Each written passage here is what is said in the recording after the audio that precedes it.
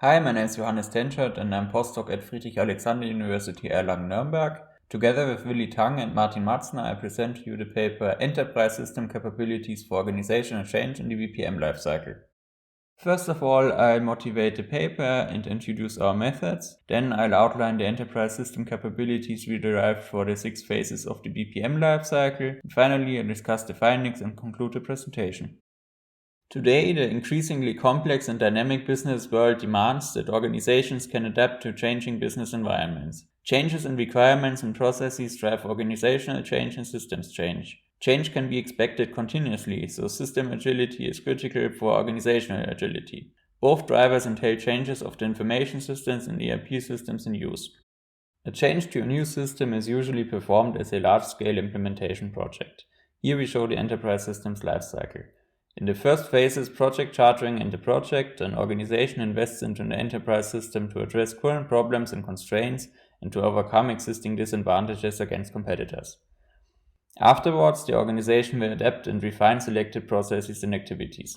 In the checkdown phase, it deploys the enterprise system into production use.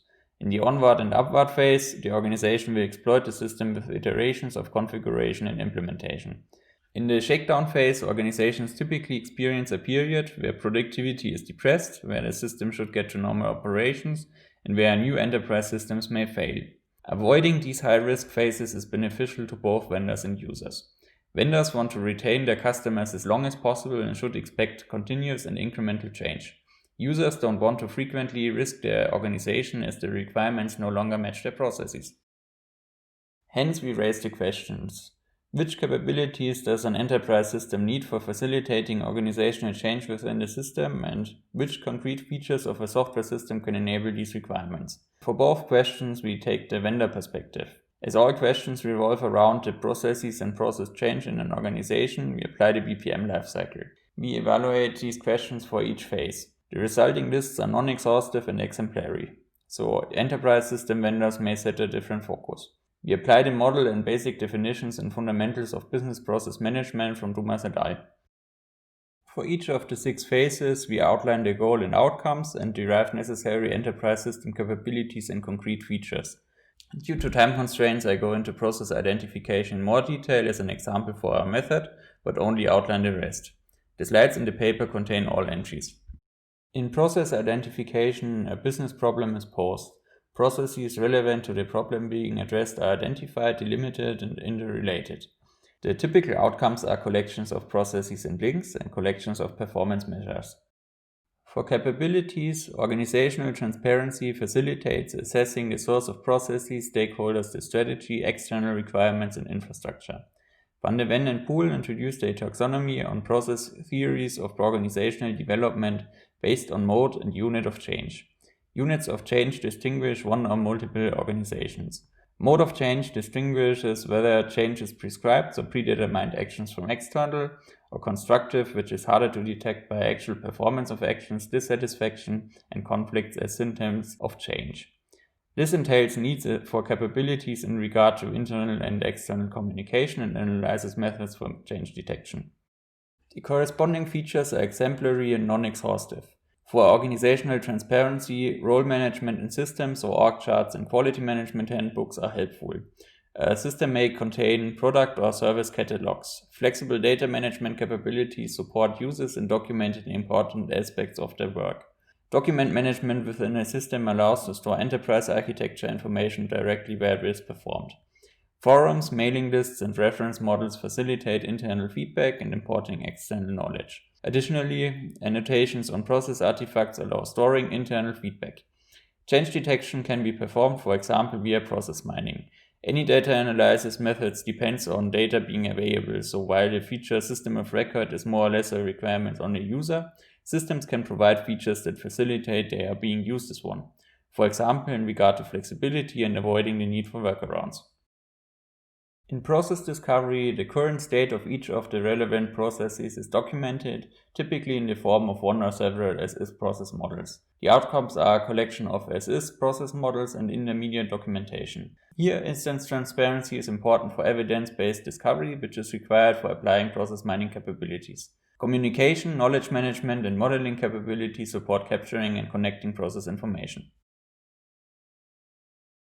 The main differences to previous features are a larger focus on the enterprise system being a system of record, event log extraction, and social software characteristics in communication, knowledge management, and modeling.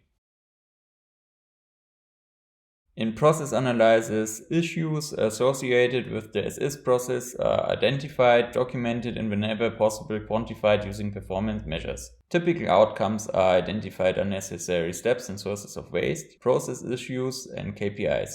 Hence, the capabilities for that are knowledge management and instance transparency. Knowledge management features primarily revolve around documenting results. Instance transparency is facilitated by the enterprise system being a system of records and dashboards for quick analysis.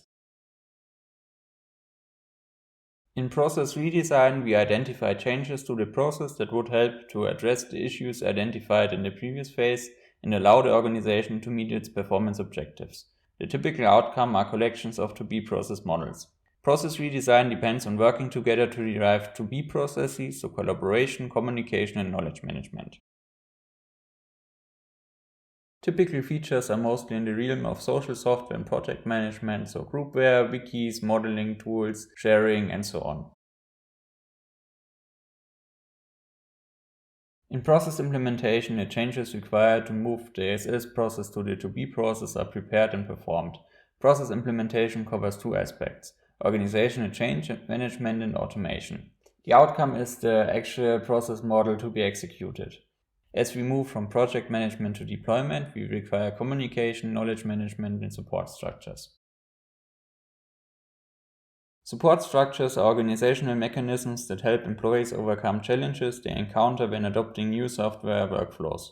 Next to help desks, enterprise systems can influence the efficiency of support structures and how employees can help each other. Finally, in process modeling, relevant data is collected and analyzed to determine how well the process is performing with respect to its performance measures and performance objectives. The typical outcomes are KPIs, bottlenecks, recurrent errors, and deviations. Hence, we need capabilities for instance transparency and process mining.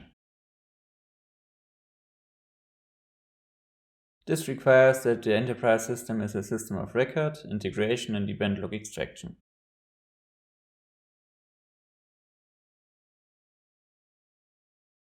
We discussed a paper in regard to capabilities needed for enterprise systems to ease process and organizational change, our findings, and the applicability of results.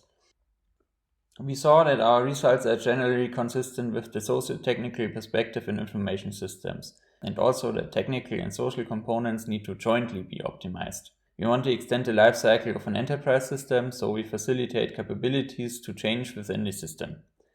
Social software and social software characteristics support feedback during process implementation and exchange of advice for the new workflows and features. Our most important finding is that the enterprise system should be a system of record for many phases. Artifacts should be accessible, available, and related data should be connected. This is not only useful for the BPM lifecycle. Knowledge management features support project and knowledge management activities during change. These are already common in adaptive case management. Based on our findings, social aspects are severely underrepresented in enterprise systems in practice.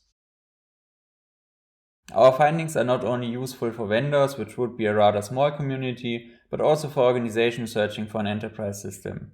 By looking for features that facilitate organizational change, you prevent unnecessary high-risk and cost-intensive shakedown phases. Especially vendors with cloud solutions have options to provide low-code configuration instead of manual programming and consulting, and to facilitate support structures for adopting best practices across organizational boundaries, for example forums, wikis, and so on, for cross-organizational learning. In summary, we evaluated all 6 phases of the BPM lifecycle regarding capabilities of an enterprise system for organizational change and process change, and features implementing these capabilities. This paper addresses how vendors can facilitate organizational change within the same enterprise system. We expect changes in support structures, project management processes, and deployment over time. We want sustainable usage of the system over a long time, even with different requirements in the future. Thereby, we want to reduce risk-intensive enterprise system implementation and postpone them as far as possible, both from the vendor and the user side. Still, there are open questions.